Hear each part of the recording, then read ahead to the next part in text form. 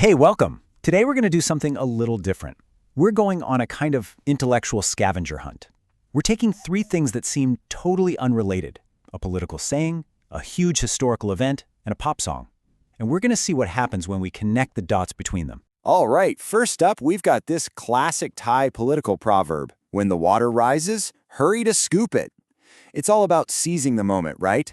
Acting fast when an opportunity pops up before it's gone. Just keep that idea in mind. Second piece of our puzzle is this: a single year, 1945.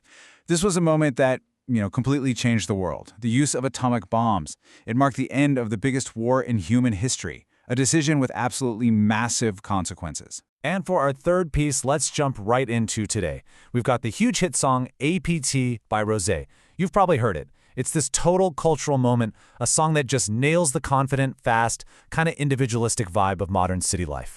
So, a proverb, a bomb, and a pop song. They feel like they're from different planets, don't they? Well, the crazy thing is, the connection between them tells us something really cool about how to make sense of the world. So yeah, how on earth are they related? Let's dive in. Okay, so to start connecting these dots, we're going to begin with the world we see all around us, right now, and we'll learn how to kind of read the hidden messages in our everyday politics and culture. Political language is never just words. These proverbs and sayings, they're almost like a secret code.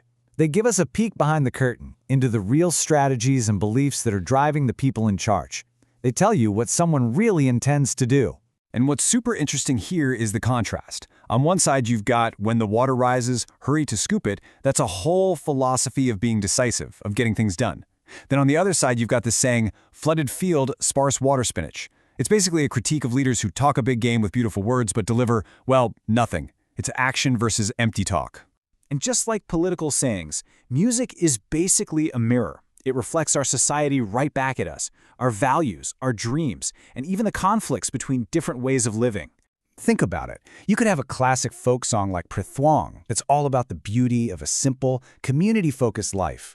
And in the very same culture, you have APT, a song whose entire vibe is about having your own private, independent space in a modern apartment. Both of them are true snapshots of the society, just showing different coexisting values. Okay, for our next piece of the puzzle, let's hit the rewind button and go back to a single moment in history that changed everything. We're talking about the very last days of World War II. I mean, can you imagine the pressure? The stakes were unbelievably high, and a decision was made that would echo for generations. And things happen so fast. Look at this. On August 6th, the little boy bomb hits Hiroshima. Just 3 days later, Fat Man is dropped on Nagasaki. And then, less than a week after that, Japan surrenders. The war is over. It's just this incredibly rapid chain reaction of cause and effect. But the fallout from that decision, it was staggering and so complex. Yes, it brought the war to a close, but it also caused unimaginable civilian casualties, raised these huge moral questions about war we're still debating, and basically kicked off the whole Cold War era. So, we've got these three totally different stories: a proverb about grabbing an opportunity, a weapon that changed the world, and a song about city living. What in the world is the thread that ties all of this together? It's this. The common thread is simply human decisions and their consequences. That's it. Every single one of these examples, even though they're on completely different scales, is a story about a choice and the ripples that spread out from it. Look at it this way. It always starts with the decision. A politician choosing their words, a world leader deciding to use a weapon, an artist choosing to sing about a certain lifestyle. Then, those decisions have consequences: winning an election, ending a war, shaping what's cool.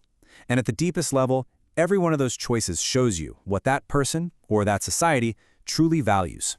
And once you start to see this pattern, decision, consequence, value, you really can't unsee it.